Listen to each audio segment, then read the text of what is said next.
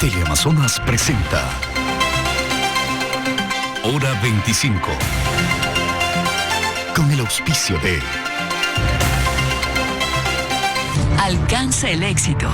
Elige un posgrado de Uniandes en la Facultad de Jurisprudencia. Programas de maestría en Derecho Constitucional, Derecho Penal y Criminología.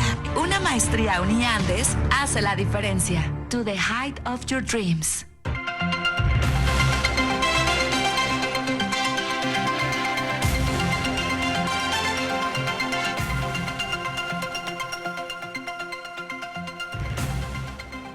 Saludos cordiales, gracias por acompañarnos. Este es el programa Hora 25. El sistema de justicia en el Ecuador enfrenta severos cuestionamientos. Se ha repetido insistentemente que un país que no cuenta con una justicia independiente, que actúe con probidad, que su comportamiento sea honesto, honrado y que se exprese con rectitud, no podrá salir del subdesarrollo. La justicia ha sido casi siempre motivo de afanes políticos y de intereses. La metida de la mano en la justicia se ha expresado en infinidad de casos. Hoy está en curso un proceso de evaluación de los jueces del más alto estamento del sistema judicial. Me refiero a los integrantes de la Corte Nacional de Justicia. Un proceso sin duda complejo, un camino difícil de avanzar por la serie de apetencias que hay alrededor de una labor como la que se ha mencionado. No solamente es la depuración frente a los jueces no competentes que pueda aparecer, sino la tarea siguiente, el paso siguiente, que es la designación de los nuevos magistrados. No hay día en que los ciudadanos no se informen de decisiones o fallos de la justicia ecuatoriana que resultan inicuos. El país exige tener un sistema judicial y unos jueces que garanticen sentencias justas y correctas. Es sin duda un clamor nacional que el Ecuador disponga de un régimen de justicia en el cual se pueda confiar. Pues bien, este es el tema central de nuestro programa, la justicia en el Ecuador. Para ello agradezco la presencia aquí en el estudio de Teleamazonas de las siguientes personas. Nos acompaña el doctor Ramiro García Falconi.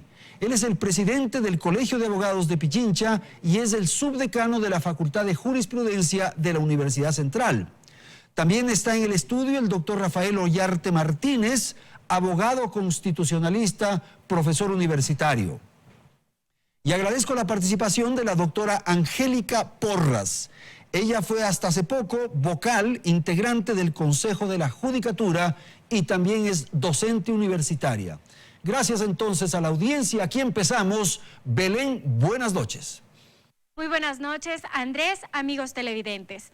Uno de los principales problemas del país, quizá desde el retorno a la democracia, ha estado relacionado con su aparato de justicia, que no ha logrado ser independiente y ha estado siempre manejado por los poderes políticos de turno. Revisemos entonces cómo ha sido la justicia en el Ecuador durante los últimos 20 años en el siguiente reportaje. No es un problema menor ni de los últimos tiempos. La metida de mano en la justicia empieza con el retorno del Ecuador a la democracia en 1979, en donde Asad Bucaram, mentor del entonces presidente Jaime Roldós, fue quien lideró las negociaciones y el reparto de los jueces desde el Congreso Nacional. Pero los conflictos por el reparto político de la justicia se agudizaron en el gobierno de León Febres Cordero, quien no consiguió tener mayoría en el Congreso y luego de que sus opositores designaran una nueva corte, no dudó en rodear con tanquetas de la policía al Palacio de Justicia para evitar la posesión de los jueces. Ya para 2004, el Ecuador volvió a experimentar una crisis en torno a su sistema judicial. Lucio Gutiérrez recurrió al Congreso para tumbar a la Corte Suprema vigente en esa época y conseguir nuevos aliados políticos. Así fue como nació la Pichicorte, que anuló los juicios en contra de Abdalá Bucaram, Gustavo Noboa y Alberto Dajic, y encendió las calles con protestas, terminando con la caída de Gutiérrez. La Pichicorte tuvo los días contados y el país se quedó sin Corte Suprema de Justicia. Ya en noviembre de 2005, un comité calificador presidido por Carlos de Estarellas posesionó a la nueva corte. Pero fue en el periodo de Rafael Correa en donde se perfeccionó esta amarga historia de la realidad judicial en el país, utilizando como primera herramienta la Constituyente de Montecristi. Pero allí no terminó el plan. En 2011, Correa decidió convocar una consulta popular y meter la mano en la justicia como él mismo lo justificó. A través de sus brazos ejecutores, se enviaron listas con los nombres de quienes debían estar en las cortes para acatar sus órdenes e impartir una justicia anclada al poder. Bien, entonces vamos a iniciar la conversación, el debate de esta noche sobre el tema planteado, la justicia, y lo que acabamos de ver que tiene relación con el tema de la independencia de la justicia y las dificultades que ha enfrentado la justicia durante este periodo. Es muy complejo organizar un sistema judicial independiente. Doctor, buenas noches, le escuchamos. Buenas noches, don Andrés. Gracias. Qué placer estar en su programa con toda la audiencia y los copartícipes en el panel. Bueno, yo creo que en el Ecuador hemos intentado lograr la independencia judicial a punta de norma. Y a eso se han referido las diferentes constituciones ecuatorianas. Establecer la constitución que la función judicial es independiente. Es algo muy curioso porque uno siempre ha hablado de que los poderes del Estado son independientes entre sí, pero siempre se pone en la Constitución de que la función judicial es independiente, no solo en Ecuador, sino en otros países, precisamente porque este es un punto álgido, es un punto complicado. ¿Cómo aseguras la independencia judicial? Y en el Ecuador hemos creído tradicionalmente que aseguramos independencia judicial a través del sistema de nombramiento. Entonces, cada cierto tiempo estamos modificando constitucionalmente el sistema de nombramiento de jueces para de este modo lograr jueces competentes en el sentido que conozcan el derecho, que sepan lo que van a fallar, que sean independientes, es decir, que sus decisiones no respondan a mandamientos de otros poderes, ni siquiera dentro de la función judicial, y que sean imparciales, es decir, que solo resuelvan según los hechos del caso, aplicando lealmente la ley y la Constitución e interpretándola rectamente. Ahora, ¿logra usted eso solo con un sistema de nombramiento? Nosotros hemos tenido todos los sistemas de nombramiento que a usted se le puede ocurrir. Pero es que no hay otro método. Por eso. No hay de otra manera. La única forma de ser independiente es que los nombrados sean independientes. Entonces, pero el sistema de nombramiento es lo que nosotros nos hemos fijado todos estos años. Entonces, ¿qué hemos tenido tradicionalmente? Tradicionalmente hemos tenido a los congresos nombrando a la Corte Suprema. En algunos momentos, muy pocos, a propuesta del presidente de la República. Constitución del año 1835, 1843 y 1869. Luego eliminamos el sistema de designación congresal y establecimos el de cooptación en el año 1997. Y luego ahora el del concurso. De hecho, yo creo que solamente nos queda un sistema por probar, que es el de la elección que se ha intentado en Bolivia. Popular, digamos. Y que tampoco ha resultado. No ha resultado porque si usted no tiene voluntad política de tener jueces competentes, independientes e imparciales, con cualquier sistema de designación no los va a tener. Ok, gracias, doctor. Angélica, buenas noches. Le escuchamos. Muy buenas noches, muchísimas gracias por la invitación. Bueno, yo quisiera plantear dos cosas con respecto a lo que ha dicho Rafael. La primera es que efectivamente el problema de la independencia judicial es un problema de todos los diseños democráticos del mundo. Y eso tiene que ver con que los otros poderes del Estado, que son el Ejecutivo y el Legislativo, son elegidos. En cambio, el juez es nombrado por los otros poderes ya establecidos. Y más aún las Cortes altas, es decir, la Corte Constitucional y la Corte Nacional de Justicia, donde siempre va a haber intereses políticos, porque la función judicial tiene como principal misión controlar el poder. ¿Y controlar el poder de quién? Del poder ejecutivo, valga la redundancia, y del poder legislativo. Entonces, ese es un campo de batalla político y hay que reconocer que esa es la debilidad que tiene el sistema judicial. Ahora bien, ¿cuál es el mecanismo? Ahí tendríamos que decir, ya lo ha dicho Rafael, nosotros hemos ensayado todos los métodos posibles. El problema está en que no solamente es una cuestión de nombramiento, es una cuestión de nombramiento, de reglas claras de la carrera judicial, de formación suficiente con verdaderas escuelas judiciales de formación continua y además con mecanismos adecuados de disciplina. Mecanismos adecuados de disciplina que tienen que tener veedurías ciudadanas, que tienen que tener veedurías de las universidades, que tienen que tener veedurías de la academia en un país. Entonces, todos esos elementos garantizan de alguna manera la independencia judicial. Entonces, es un tema muy complejo, pero que además debe salir de los expertos, debe salir solamente de quienes conocen el sistema judicial y debe volcarse a la ciudadanía. Ok, doctor García, su apreciación del tema planteado. Bueno, en general concuerdo con Rafael en que se ha intentado normativamente garantizar una independencia que todavía no la tenemos. Se ha considerado que cambiar de nombres puede o significa cambiar la justicia, lo cual no es así. Venimos arrastrando problemas estructurales, problemas sistémicos. Tiene toda la razón Angélica cuando nos dice que la función judicial, en general la justicia en todos los países, sirve como un dique de contención ante los poderes y por supuesto al poder no le gusta ser controlado. Claro. Entonces el reto justamente es que el poder saque las manos de la justicia, venga de donde venga el poder. Porque, ojo, no es que hemos tenido metida de mano en la justicia desde el correísmo. Antes, evidentemente había un reparto judicial. El problema es que todos esos problemas endémicos de nuestra administración de justicia se profundizaron y hicieron crónicos en el correísmo. Y ya hemos visto ahora a través de los chats cómo la forma mafiosa en la que se elegían los jueces, no por su capacidad ni por su trayectoria, sino por su adscripción al proyecto político. Entonces, yo creo que el tema, más allá de las normas y más allá de los nombres, pasa por un mínimo acuerdo político entre los diferentes actores. Si queremos tener un Estado mínimamente democrático, debemos garantizar una adecuada independencia judicial. ¿Y el funcionamiento de la justicia, doctora, con el Consejo de la Judicatura, usted cree que ha sido adecuado, ha sido positivo? ¿Qué ocurrió ahí? Bueno, me parece a mí que el saldo ha sido negativo. Y creo que hay que tomar en cuenta varias cosas. En primer lugar, recordemos que hubo una consulta popular que permitió cambiar la forma de estructura del Consejo de la Judicatura y que además se convierte en una designación. Antes había por lo menos un concurso para ser parte del Consejo de la Judicatura. Y recuerde usted que esto se hizo a través de una consulta popular en el año 2011, justamente para la metida de mano en la justicia. Claro. Entonces, hay un primer elemento allí. Un segundo elemento. En el Consejo de la Judicatura, por ejemplo, no están representados los abogados en libre ejercicio. El Consejo de la Judicatura es un espacio de gobierno del sistema judicial. Claro. Si bien es cierto, el enfoque es para el gobierno administrativo, tiene que ver con los nombramientos, tiene que ver con la promoción de los jueces fiscales y tiene que ver con la disciplina. ¿Cómo es posible que no haya la voz, por ejemplo, de un abogado en libre ejercicio?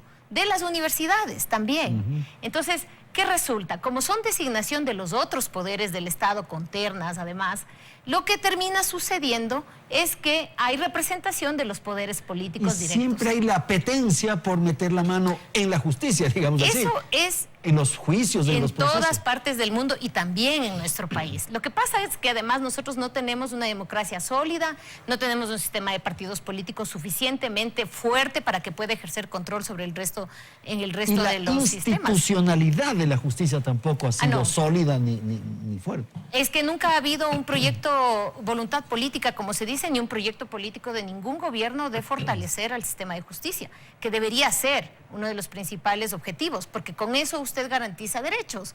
Pero ha sido al contrario. Siempre se ha buscado debilitar al sistema judicial para que justamente no se ejerce el control. Y claro, están medrando, hay quienes estarán medrando de una justicia que no funciona, Rafael.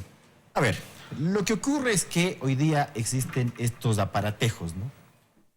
Entonces, hoy día se ha puesto en evidencia lo que muy probablemente siempre ha pasado. Veamos cómo ocurrió. Solamente partamos del retorno a la democracia, no nos vayamos más atrás. ¿Cómo se nombró la Corte Suprema? Allá en el año 79. ¿Cuánto tenía que durar? ¿Qué pasó en el año 1984 con el tema de los tanques? ¿Y por qué pasó? Porque nos acordamos de que la policía rodeó al Palacio de Justicia para que no se posesionen los nuevos miembros de la Corte Suprema.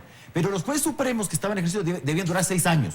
Como hubo la reforma del 83 que bajó a 4, les quieren aplicar a ellos también los 4 años, Febres Cordero se opone, luego llegó a un acuerdo, se forma la Corte Suprema en el año 84. ¿Cómo se trató el tema de la Corte Suprema luego del año 88? ¿Qué pasa con la Corte del 97 cuando decimos acabemos con este tema del nombramiento congresal de magistrados? Y se dice, no, hay que conformar, hay que establecerlo a través de cooptación. Pero ¿quién tenía que cooptar? Se decía, también hubo un problema. Entonces los jueces supremos de este momento decían, nosotros tenemos que cooptar. ¿Qué dijo el poder político? No. Esto no estaba en la consulta popular, no estaba en la reforma constitucional. Dijeron, agreguemos una transitoria, vamos a decir que el Congreso por última vez va a hacer la designación, pero a través de la participación de la sociedad civil. Y de ahí salió la Corte del 97, que creo que ha sido una buena corte de modo general. De modo general. Perfección no hay. Porque esa corte del 97 también se decía que estaba dividida entre socialcristianos y los progresistas. Y que había un problema ahí al momento de cooptar.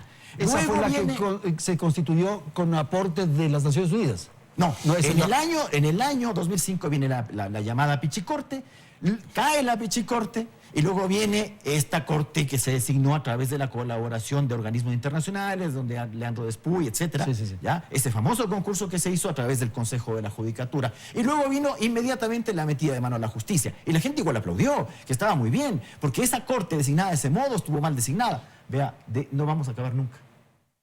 Nunca vamos Entonces a terminar. no hay solución. Pero es que si no hay voluntad política de una buena vez por todas, respetar la conformación del órgano y decir, bueno, si el señor ha cometido faltas, se le sanciona, pues, señor. Para eso está el Consejo de la Judicatura. ¿Y usted cree que ha funcionado el Consejo para ese efecto? Pero es que no ha funcionado y no va a funcionar tampoco. Porque también está Perdóneme que sea tan politizado, pues. pesimista. Pero a ver cómo se integró también este Consejo de la Judicatura. Pues. ¿Cuáles son los miembros?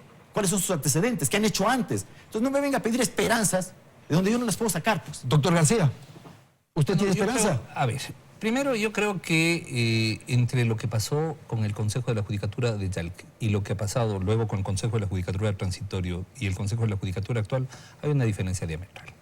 Es decir, no podemos decir que hay la misma impregnación política ni la misma influencia de parte del poder gubernamental que hubo en el correísmo actualmente o en el Consejo Transitorio. Yo creo que hay que reconocer los pasos las hacia diferencias adelante. que hay. Claro, por supuesto. Hay que reconocer los pasos adelante que se han dado y que se vienen dando. Que siempre nos habrá poco.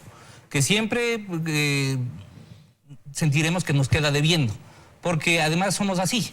Nada nos contenta, nada nos conforma. Y además, como somos culturalmente cortoplacistas, pensamos que de aquí al miércoles podemos solucionar pero es que no es un problema todos los de gusto, problemas. sino que no funciona, pues. No, a ver, un ratito. Ojo. O sea, esta semana hemos visto unas imágenes, por ejemplo, de una audiencia en donde el juez no atiende un pedido de un policía. No, a ver, es al revés. Hemos visto a un policía increpando a un juez, lo cual es inaceptable en un Estado democrático, perdóneme, al que deberían sancionarse al policía, no al juez. Pero si el juez deja en libertad a un delincuente. Perdóneme, a ver, primero, no es que deje en libertad. La libertad es la regla. La prisión preventiva es la excepción. Y esa fue parte de la metida de mano de la justicia. Porque una de las preguntitas que se incluyeron en la consulta popular de 2011 fue, ¿está usted de acuerdo en eliminar el carácter excepcional de la prisión preventiva, sabiendo que iban en contravía inclusive de la jurisprudencia de la Corte Interamericana de Derechos Humanos?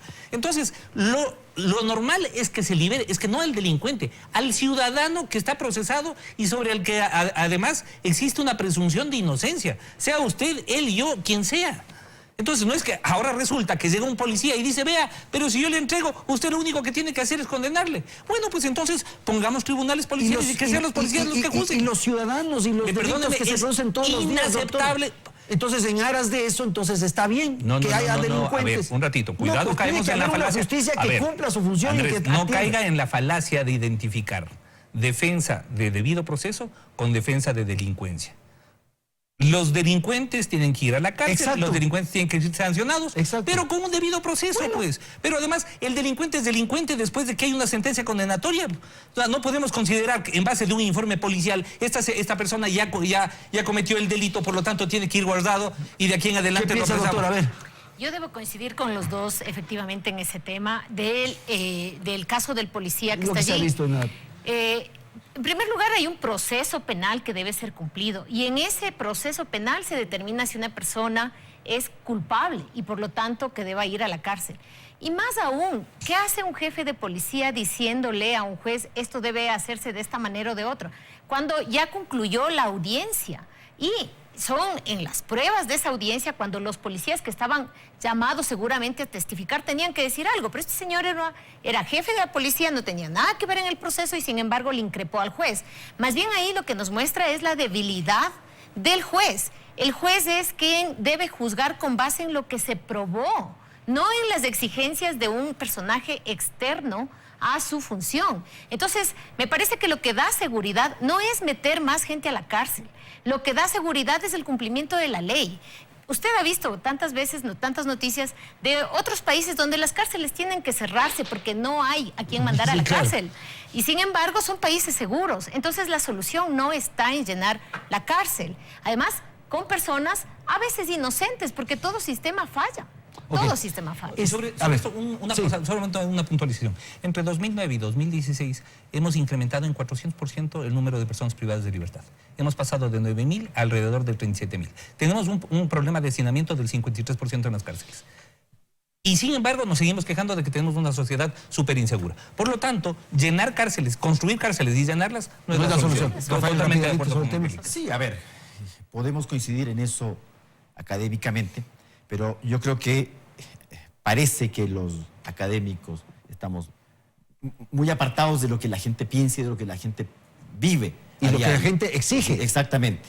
Entonces, la reacción de ese policía, yo comparto que estaba fuera de audiencia, Sí, claro. que no podía hacer la intervención, lo que usted quiera, pero más parece una reacción ya de cansancio del funcionario que ve que capturan lo que a su juicio son delincuentes y que llegan al apartaje judicial y hasta luego. Ahora, aquí estamos hablando de un problema de fondo, del hartamiento que tiene la gente. Si usted le pregunta a la gente, al común de los mortales, al ciudadano común, ¿qué opina de las Cortes? Yo creo que opinará lo mismo que opina de la Asamblea Nacional y de otros órganos del poder público. Es decir, que la cosa no está funcionando. Y cuando la cosa no funciona, vienen los hechos. Entonces, aquí comenzamos a manejar también las cosas a través de encuestas y todo este tipo de cosas y a ser populares. Por eso usted le dice a alguien, deberíamos votar a todos los jueces. Sí, bravo. Y bueno, ¿y qué vas a poner después? Otros, que también vas a decir lo mismo. Ok, hacemos una pausa, tengo que ir a la publicidad y retornamos en un instante.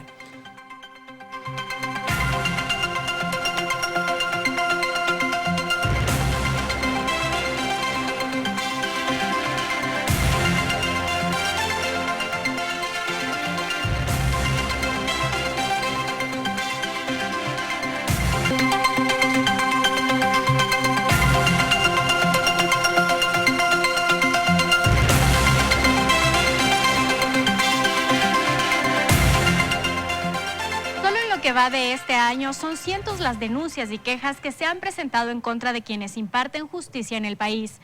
El Consejo de Participación Ciudadana y Control Social Transitorio, presidido por Julio César Trujillo, recibió 302 denuncias en contra de jueces que habrían actuado inobservando la ley.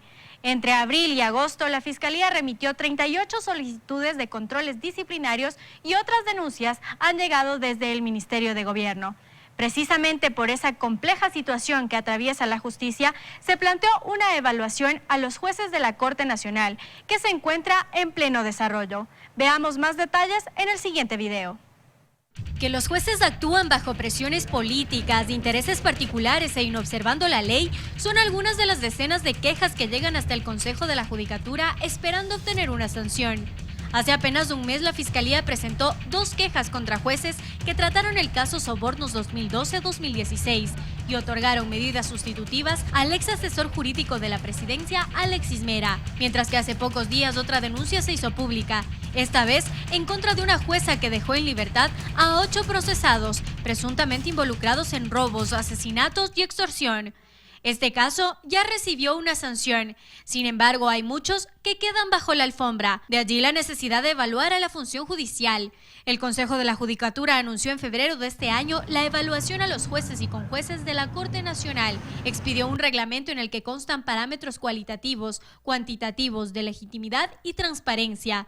Sobre 100 puntos, 80% son cualitativos y 20% cuantitativos, calificados por un comité de expertos que entregará un informe final a la Judicatura y será este órgano quien definirá el futuro de los magistrados. Quienes están en la mira ya expresaron su inquietud sobre el proceso y señalaron que la evaluación no puede ser utilizada como herramienta para ejercer presión política. Ahora la pregunta es, de ser destituidos, ¿quién y cómo se elegirán a los nuevos jueces que tendrán como desafío demostrar un verdadero compromiso con la justicia?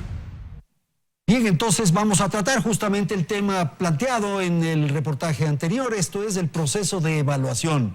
Sobre el asunto en cuestión existen, claro, como ustedes comprenderán, puntos encontrados. Primero, doctor García, ¿constitucionalmente procede una evaluación? Sin lugar a dudas, el artículo 181 de la Constitución establece como función del Consejo de la Judicatura, entre otras, dirigir los procesos de selección de jueces, así como su evaluación, ascensos y sanciones. Okay. Es decir, esto está dentro de la expresamente establecido en el 181, numeral 3. ¿Y las circunstancias del cumplimiento o no? De igual forma, en el Consejo, el Código Orgánico de la Función Judicial, artículo 87, establece expresamente la evaluación, y el 264 también como función del Pleno del Consejo de la Judicatura designar y evaluar a jueces, entre otros, de Corte Nacional de Justicia. ¿Esta Corte Nacional de Justicia amerita una evaluación? Bueno, creo que ese ha sido uno de los puntos claves del accionar del Consejo de Participación Ciudadana transitorio, el dirigido por Julio César Trujillo. Creo que la idea de, mejor dicho, no solamente la idea, la cesación de Yalc y del doctor Yalc y los otros vocales del Consejo de la Judicatura fue justamente en mucho en base a aquellos fallos que fueron tan cuestionables de parte de la Corte Nacional de Justicia, que ha hecho que sea necesaria una evaluación que además se viene discutiendo y se viene trabajando desde el Consejo de la Judicatura transitorio y que ahora ya se ejecuta. ¿Y el quien evalúa, sí, por cierto, quien evalúa es el Consejo de la Judicatura. ¿Y el Consejo de la Judicatura tiene capacidad para eso? Sin duda. ¿Tiene autoridad para eso? A ver, vemos que tiene base constitucional, que tiene base legal y que además lo está haciendo a través de una comisión de apoyo, una comisión técnica. Quienes integramos esta comisión provenimos de la academia, hemos sido propuestos por los diferentes centros de estudios universitarios, en mi caso por la Universidad Central del Ecuador, y teniendo en cuenta que la Corte Nacional de Justicia tiene 6 salas, de lo laboral, de lo civil y mercantil, de lo penal, de lo contencioso administrativo, de lo contencioso tributario y de la familia y niñez. Entonces, como tienen 6 salas, es necesaria una comisión técnica conformada amplia y conformada por, digamos, expertos en las diferentes materias. En mi caso, por ejemplo, mi materia es la penal, evidentemente, que pueda asistir a quien hace la evaluación, que es el Consejo de la Judicatura. Ok, doctora Porras, por favor, su apreciación del tema planteado. Bueno, yo también creo que no solamente la Corte Nacional de Justicia, sino todos los jueces tienen que ser evaluados, conforme al Código Orgánico de la Función Judicial, que ordena que la evaluación sea periódica. Y el problema creo que no está allí. Me parece que además es una cuestión de control democrático, que alguien tenga que controlarle a la Corte Nacional, sino ¿quién le va a controlar?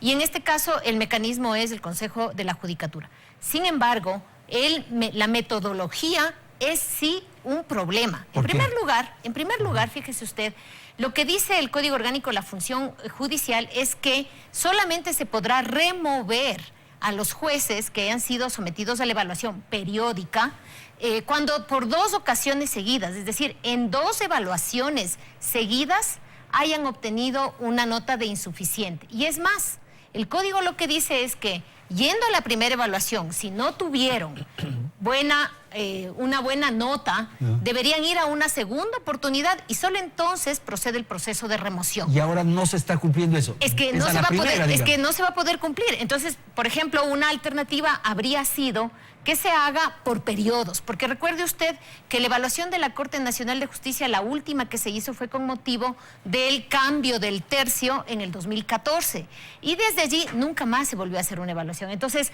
yo creo que el camino habría sido, por ejemplo, pensar en evaluaciones de 2 años seguidos o de año a año, de tal forma que se pueda cumplir con los 2 requisitos que establece el código: la periodicidad y, en segundo lugar, que en 2 ocasiones seguidas no se haya obtenido la nota adecuada. Y ahí procede la remoción. En caso contrario, no sé cuál será ahora la propuesta en el sentido de cómo van a salir de ese impedimento legal. Ok, Ramiro, por favor, ¿cómo responder esto? Bueno, estoy de acuerdo. A ver, primero es el Consejo de la Judicatura el que tiene que establecer la metodología. Nosotros como comisión de apoyo simplemente asignamos valores numéricos a los diferentes ítems de evaluación, que son tanto cuantitativos como cualitativos. En el caso de legitimidad y otros ítems que se ha incluido, pues se ha resuelto que sobre eso se hace una breve relación, pero la asignación numérica de valores se hace a los ítems cuantitativos y cualitativos.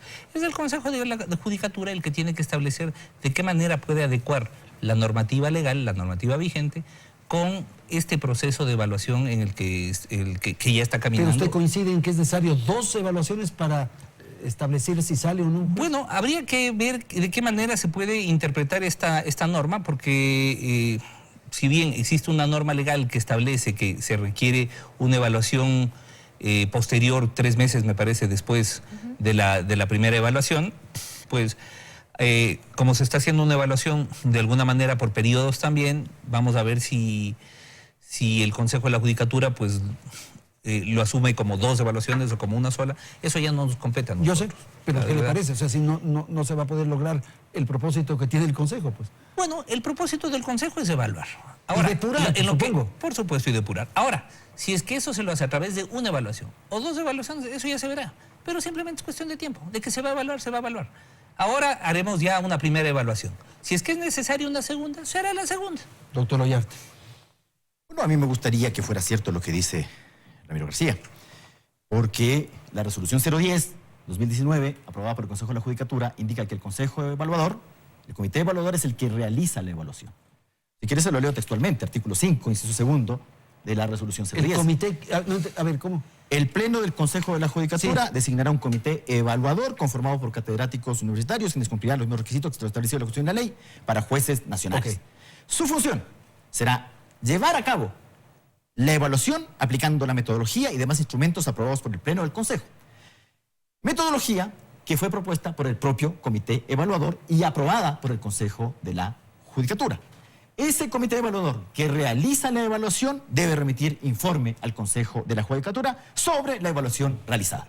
Eso es lo que dice la resolución 010. Ramiro, entonces, no es el Pleno del Consejo el que realiza la evaluación, sino el comité evaluador, que se llama así además. No es así, es un comité de apoyo. Nosotros no estoy leyendo la norma. Es decir, nosotros lo que hacemos, digamos que no hay una redacción adecuada del tema, porque lo que debió haberse puesto es, este es un comité de apoyo a la evaluación. Porque por mandato constitucional, quien hace la evaluación es el Consejo de la Judicatura. Así de sencillo. Y eso no se puede. Y eso no se puede. No se la saltaron.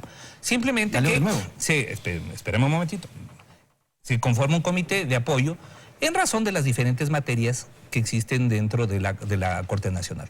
Nosotros no hacemos evaluación, digamos, es decir, nosotros asignamos valoración numérica a los criterios cuantitativos y cualitativos. Si a eso le queremos llamar una evaluación inicial, previa o como queramos llamarle... Es un insumo, dice. Exacto, es un insumo que hace parte de una evaluación macro, que quien la realiza es el Consejo de la Judicatura. Más allá de que nos llamen comité de evaluadores, que nos llamen evaluadores o como nos llamen, nosotros somos un comité de apoyo técnico jurídico que quien toma la decisión es el Consejo. Pero por supuesto, quien hace la evaluación en general es el Consejo de la Judicatura. Está tan mal hecha la norma que los miembros del comité no saben qué dice la norma, porque la norma no dice eso. La voy a leer otra vez. Artículo 4. La función del comité evaluador es prestar la asistencia técnica en la elaboración de la metodología de la evaluación. Esa metodología de la evaluación ya fue aprobada por el Consejo de la Judicatura en la resolución 059. Luego, la resolución 010, que se refiere al Consejo Evaluador, indica que su función será llevar a cabo la evaluación. Eso dice. No me lo estoy diciendo yo. Vamos a empezar a decir que esto... Llevar a cabo la asignación numérica a cada uno de los ítems. Porque la evaluación la hace el Consejo de la Judicatura. Pero además... Es decir, estamos tratando de utilizar una palabra que está en el reglamento para decir se está delegando la evaluación. Lo cual es falso y no es así. Entonces no tienes que realizar ningún informe de la evaluación, porque te dice la resolución que tienes que remitir el informe de la evaluación realizada por el comité evaluador. Nosotros lo que vamos a emitir es un informe en el que se establecerá una asignación numérica a cada uno de los ítems. Y quien realiza la evaluación y quien toma la decisión final es el Consejo de la Judicatura. Por lo tanto, se está tratando de tergiversar a través de esa palabra. Seguimos diciendo cosas que no son, porque sí, el artículo 87, que estamos de acuerdo, yo estoy de acuerdo. El Consejo de la Judicatura debe evaluar a los jueces nacionales, pero le hago presente que el régimen transitorio ya acabó, pues. Así que usted no puede estar resoluciones innovando la ley. ¿Y qué establece la ley sobre cómo se realiza la evaluación? ¿Qué dice el Código de la Función Judicial sobre cuál es el órgano de apoyo de la evaluación? No en el proceso de selección, no en el proceso de renovación parcial, porque para el proceso de renovación parcial, ahí sí hay comité evaluador. Pero cuando se trata de la evaluación común que usted realiza a los miembros de la función judicial, es la unidad de talento humano el órgano de apoyo. Y Rafael, ¿qué significa esto? Además, el artículo 87, que ya se lo he dicho acá, que establece, en caso de que la evaluación individual, no conjunta, no de montón, que es lo que se está haciendo, Es que eso también ¿No es no. así? Se está haciendo una Periódica evaluación de individual. su rendimiento con la presencia de control social, aquellos que no alcancen los mínimos requeridos serán evaluados nuevamente en un lapso de 3 meses. Eso no es lo que dice la Pero aquí resolución se está 010. tergiversando Pero de la se nuevo. resolución está haciendo, 010 se está haciendo individual. La evaluación doctor es Ollarse. individual. Uno por uno. Espérese. Cada uno A ver, tiene, se está analizando las la sentencias de cada resolución uno. ¿No es 010 así? establece que en caso de que no se logre el 80 sobre 100 son destituidos. No se dice que tiene que realizarse la segunda evaluación dentro de 3 meses. Y no es que yo voy a hacer 2 evaluaciones a la vez. Solamente los reprobados en la primera evaluación pasan a la segunda evaluación. Eso también se la salta a la resolución 010. Así de bien hecho está esto. Entonces vamos a seguir saltándonos las normas. Es que hay que evaluar pero bien. Y respetando además los estándares internacionales que prohíben hacer ciertas cosas que se establecen en la resolución 010. Ok, doctora, por favor. Bueno, yo quisiera decir que efectivamente hay que evaluar, pero hay que hacerlo con todo el cuidado del mundo porque estamos hablando de la Alta Corte Nacional, es decir, de una de las más importantes cortes del país. Entonces me parece que hay varios elementos. Uno de los elementos sí tiene que ver con la metodología. Y yo inclusive diría, más allá del órgano que tiene que evaluar, porque al final de cuentas el Consejo de la Judicatura será el que tiene que sacar su resolución diciendo a este juez le corresponde esto, a este juez le corresponde tanta asignación de puntaje. El problema está para mí en cómo se diseñó efectivamente la resolución 10, porque allí hay una serie de cosas que no están claras. La Unidad de Talento Humano y Escuela Judicial son efectivamente los órganos que realizaban la evaluación normal a todos los jueces. Y esa es la evaluación que le corresponde también a la Corte Nacional de Justicia. Ahora bien, esa evaluación tiene que ser periódica, porque eso manda la norma. Cierto es que no se ha hecho durante todos estos años y eso hay que superarlo, pero hay que hacerlo con todo el tiempo del mundo. Pero además hay otra cosa, y permítame es el tema de la veeduría, porque el propio 87 dice que será también con apoyo o con espacios de veeduría ciudadana, y eso es bien importante porque toda la metodología debe ser transparente. En el Consejo de la Judicatura están publicadas las resoluciones, todas las resoluciones, pero la metodología en sí no se conoce. Se conoce de las conversaciones con los comisionados, pero me parece que uno de los elementos más importantes es mostrarle a toda la sociedad que lo que se está haciendo es lo correcto, y entonces la transparencia es un elemento fundamental. Doctor García, ¿hay el riesgo de creo que esto que está haciendo, la evaluación que se está haciendo, pueda ser motivo en el futuro o ahora mismo de cuestionamientos? Bueno, a ver, primero, toda evaluación siempre va a ser motivo de cuestionamientos. No hay proceso de selección ni de evaluación, por bien hecho, por puntilloso, por cuidadoso, que no sea sometido a cuestionamientos. Ni tampoco hay proceso de evaluación que no comporte de alguna manera algún segmento de subjetividad. Así, y eso es inevitable. Bueno, pero sí hay que ser puntillosos, ¿verdad? yo sí Por creo. supuesto. Con el propósito de que no haya pretexto para acciones Sin lugar a futuras. dudas. ¿Qué es lo que se está diciendo en ese momento, por ejemplo? El comité de apoyo a la evaluación debió haber sido talento humano y no un grupo de expertos propuesto por las diferentes universidades, donde se supone que las universidades propusieron a sus mejores catedráticos en las diferentes materias para que puedan hacer la evaluación. Entonces, a mí me parece que nos estamos quedando un poco en las formas. Es decir, debió ser talento humano y la escuela judicial y no el grupo de expertos propuesto por la Comunidad Universitaria Nacional. A ver, yo creo que esa es una observación bastante salvable. Lo otro, insisto, creo que se ha garantizado un nivel de independencia adecuado. Primero, nosotros no hemos puesto estas normas. Nosotros no hemos asignado esta metodología. Esto lo hizo un comité de expertos en conjunto con el Consejo de la Judicatura. Nosotros simplemente aplicamos esta metodología asignada. Punto, no más. Nosotros no tomamos ninguna resolución como... Ustedes entregan un informe final. Con números. Con una calificación. Con calificaciones. Pare de contar. Y nosotros no tomamos ninguna decisión, ni mucho menos. Quien toma la decisión es el evaluador, que es el Consejo de la Judicatura. ¿El Consejo es el que toma la decisión, doctor Ollarte? Bueno, primero queda claro que el comité evaluador va a evaluar porque lo dice la resolución 010. Segundo, queda claro, según la resolución 010, que de esa evaluación que realiza el comité evaluador tiene que elevar informe al Pleno del Consejo de la Judicatura y ahí interviene el Consejo de la Judicatura. Esa facultad es indelegable, no es una cosa menor. Es como que el día de mañana, por poner, voy a decir una bestialidad, ¿no? A la Corte Constitucional se le ocurre conformar un comité de apoyo para que le dé haciendo sentencias y que las aprueben en el Pleno. Entonces va a decir, cierto, salvaje, ¿no? Así de salvaje, saltarse la ley, ¿ya? Porque aquí no es que, no, pero es que es un detallito la ley. El detallito de saltarse la ley desde 1830. Ok. Y así seguiremos. Y luego con otros parámetros. Revisar decisiones judiciales de la evaluación. ¿Se puede hacer eso? Voy a ir a una pausa, enseguida retornamos para la tercera parte del programa.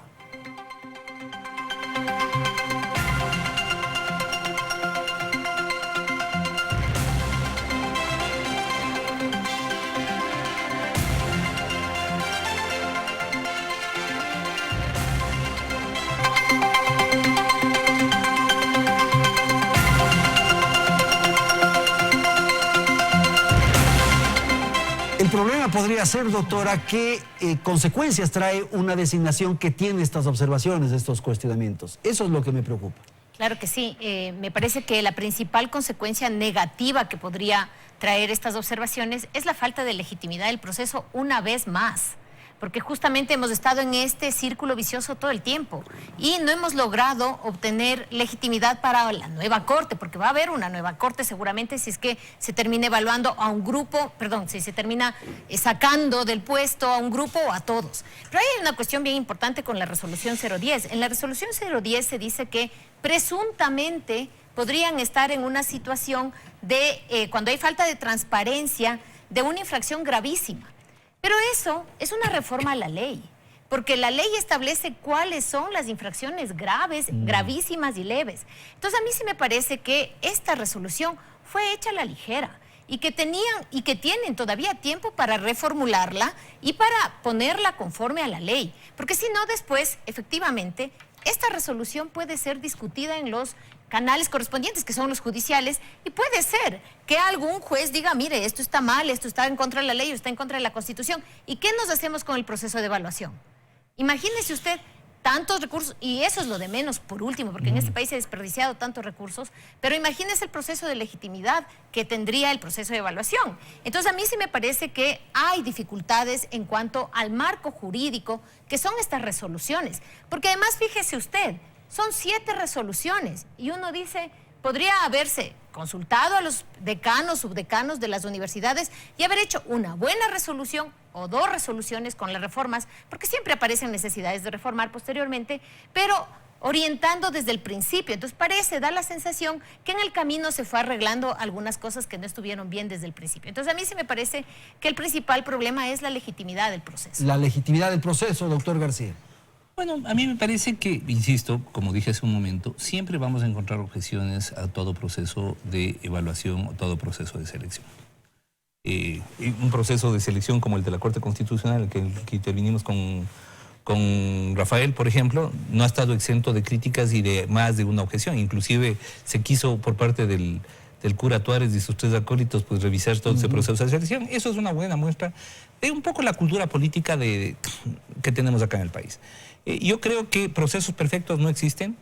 Creo que este es un proceso bastante serio, es un proceso en el que se ha tomado en cuenta además a la comunidad universitaria, en el que las facultades de jurisprudencia de las diferentes universidades del país han propuesto supuestamente a sus mejores catedráticos, teniendo en cuenta las diferentes materias. El Consejo de la Judicatura como órgano evaluador tiene que necesariamente apoyarse en técnicos expertos en las diferentes materias, porque los 5 vocales del Consejo de la Judicatura no pueden ser expertos en las 6 materias que están ahí. Y eso se lo tiene que entender también adecuadamente. Entonces yo creo que es un proceso que se está llevando a cabo con el cuidado debido, que podrá tener, como todo proceso humano, podrá tener sus defectos y sus peros y algún tema para controvertir. Sí, seguramente.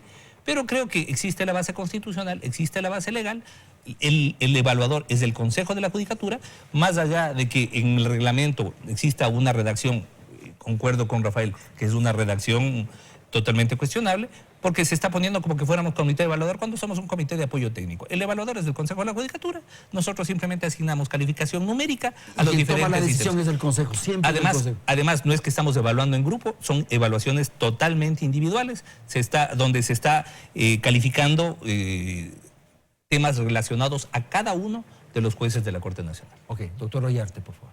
Bueno, sí, yo comparto con Ramiro García que los nombramientos siempre son discutibles. Es la parte complicada. Sacar gente es facilito, todo el mundo te aplaude. Pero el rato de nombrar... Ahí viene la claro, pues, porque después vienen las actuaciones, luego vienen las críticas y le caen a uno también. Yo por eso nunca tuve problema con que revisen el tema de nombramiento de la Corte Constitucional. Ninguno. Porque a mí nadie me va a decir que hemos hecho mal, ni que estamos escondiendo nada. O sea, revise todo lo que quiera revisar. Ahí está.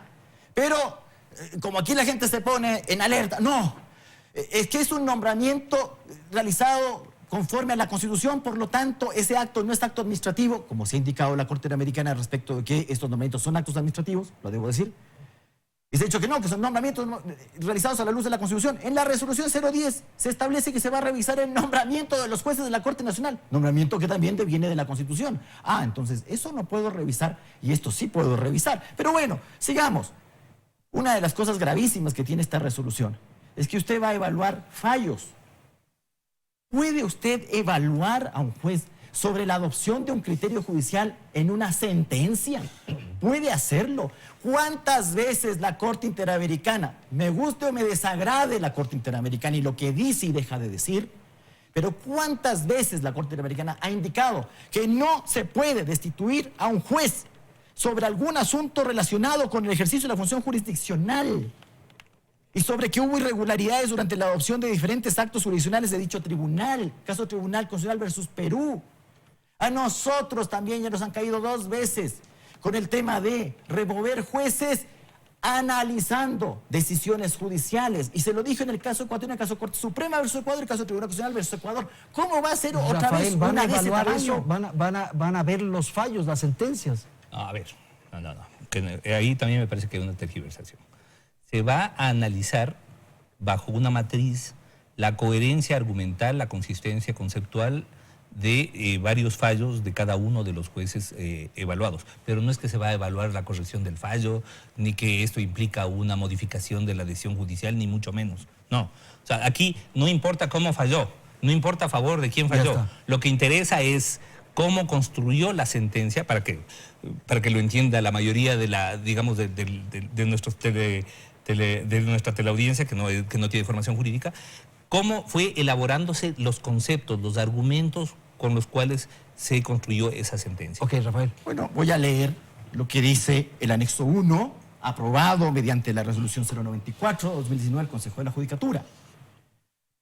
65 puntos se asignan, 65 decían, al análisis de calidad de la sentencia, en la que se evalúa el estándar legal de la sentencia, cumplimientos de requisitos legales, la identificación del problema jurídico y de las fuentes legales, la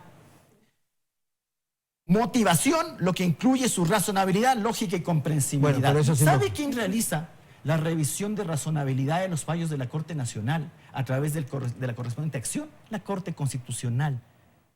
Cuando en un fallo. Aquí estamos confundiendo. No estamos estoy confundiendo nada. La acción extraordinaria de protección que va dirigida hacia la revisión justamente de la lógica y razonabilidad. Así de chistoso. Y estamos confundiendo esto con un proceso de evaluación en donde, si bien se analiza la lógica y razonabilidad, esto no tiene como efecto dejar sin efecto la sentencia, sino establecer si actuó adecuadamente o no el juez. Yo voy a escuchar tranquilamente cuando... A ver, sí, pero estamos sobre el tiempo ya. A ver, la Corte Interamericana, el Comité de Derechos Humanos de Naciones Unidas, el Tribunal Europeo de Derechos Humanos, ha indicado que solo se puede revisar el contenido de un fallo a través del correspondiente recurso ante el órgano jurisdiccional competente y que la revisión de los contenidos de la sentencia no pueden servir para destituir o remover a un juez. Nosotros no estamos revisando los contenidos del fallo. 65 Nosotros puntos le estamos está diciendo al juez que no justifique es que su fallo está motivado. Se está confundiendo el término. A ver, voy a decir una cosa. La motivación, artículo 76, número 7, letra L de la Constitución, indica que para resolver usted tiene, uno, que señalar cuáles son las normas o principios en los que basa la decisión y si esas normas o principios son referentes a los hechos del caso. Entonces, si a usted no le gusta cómo ha resuelto el juez la causa, le parece que es inmotivado, le parece que tenía que haber aplicado otra norma o haberle dado otra interpretación o que no tiene sinderesis el fallo, no le va a poner los 65 puntos, le tiene que poner 65 puntos sobre análisis de calidad de sentencia y le va a sortear 3 sentencias. Además del modo más contradictorio, porque dice 3 sentencias no impugnadas a través de acción extraordinaria. Y luego me dice que va a revisar también las acciones extraordinarias que han sido concedidas por la Corte para el análisis de legitimidad del cargo. Se está confundiendo unas cosas con otras. Se está confundiendo la revisión. Se está confundiendo la revisión que hace la Corte Constitucional a través de la acción extraordinaria de protección con el análisis cualitativo y cuantitativo que vamos a hacer nosotros a través de este proceso de asignación numérica de ítems. Así que con nosotros no es que estamos actuando como jueces de jueces. Nosotros como técnicos simplemente estamos dando una asistencia técnica al Consejo de la Judicatura de manera que ellos puedan, en base de esos insumos, determinar si dentro del proceso de evaluación procede o no procede que eso continúe. La sanción al Estado ecuatoriano, en el caso Quintana Cuello versus Ecuador... Ahí no hubo ni evaluación ni nada. Revisaron fallos. Ahí no hubo evaluación ni nada. Hubo una resolución legislativa soy en donde superior a dijeron no que sé no. quién y que yo sí puedo y el otro no puede. La Corte Interamericana, en este caso, cuando no había acción extraordinaria, otra vez se está confundiendo cuando no unas cosas existía con la otras. extraordinaria, dijo que no se podía hacer para efectos de destituir o remover a un juez, revisarle sus decisiones En Quintana judiciales. Cuello lo que ¿Quién hubo va es a una revisar? resolución legislativa en A donde usted dijeron me por está esta diciendo que última el vez comité de se van expertos estos y nombramos son estos gente más que otros. jueces. No es así. Han pasado qué sistema de designación, pues. Porque para un juez incluso nos resulta difícil designar jueces. Tiene que pasar todo un sistema de designación. Y resulta que un comité evaluador va a evaluar esto. Y peor, el Consejo de la Judicatura, integrado de la forma como está. Peor. Bueno, yo entiendo la posición de Rafael y está bien, él es el abogado defensor de la Asociación de Jueces y señor. Magistrados.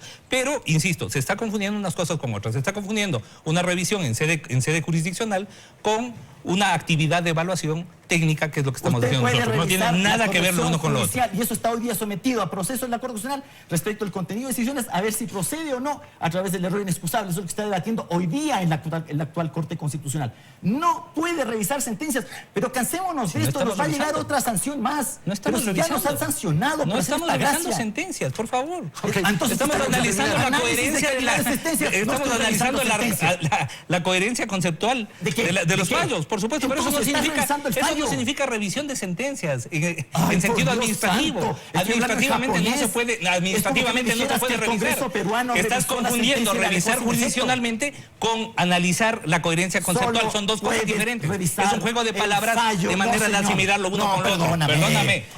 Nos van a sancionar por enésima vez. Ok, terminamos. Doctora, rapidito, 30 segundos. Bueno, yo creo que en primer lugar no se trata aquí de defender una corte que es indefendible. A mí me parece que la Corte Nacional de Justicia le ha quedado debiendo muchísimo al sistema judicial.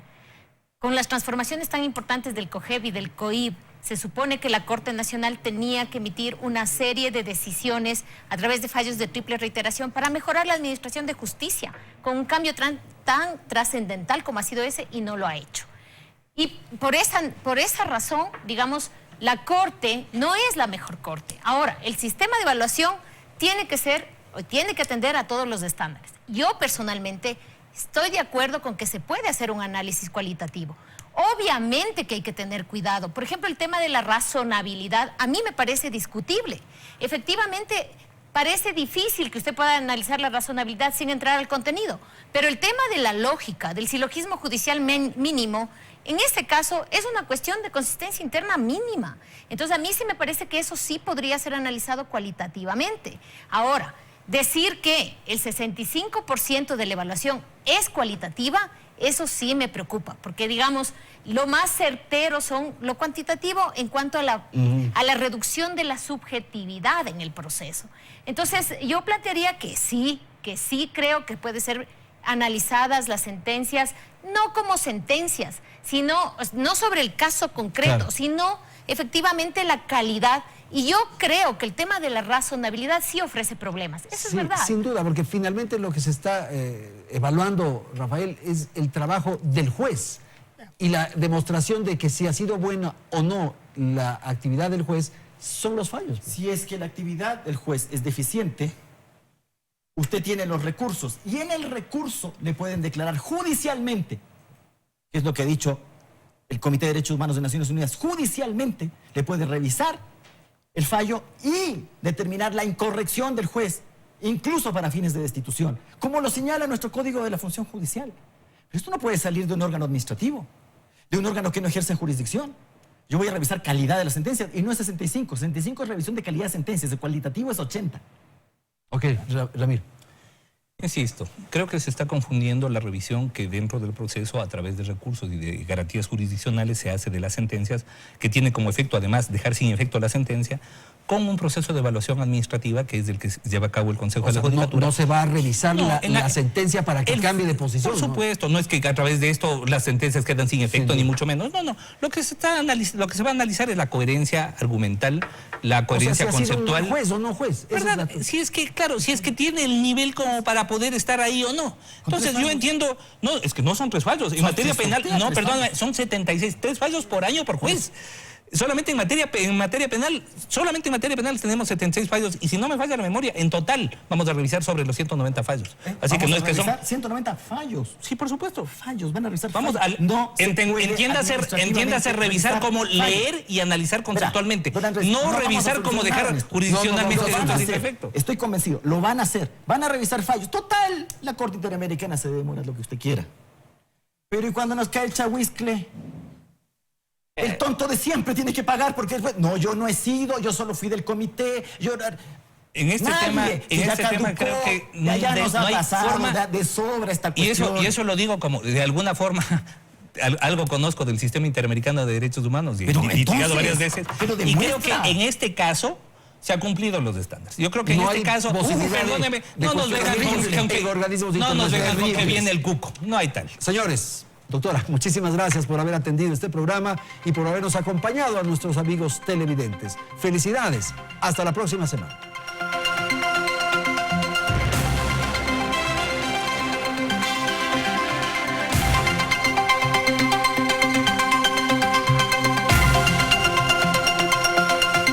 Teleamazonas presentó Hora 25 con el auspicio de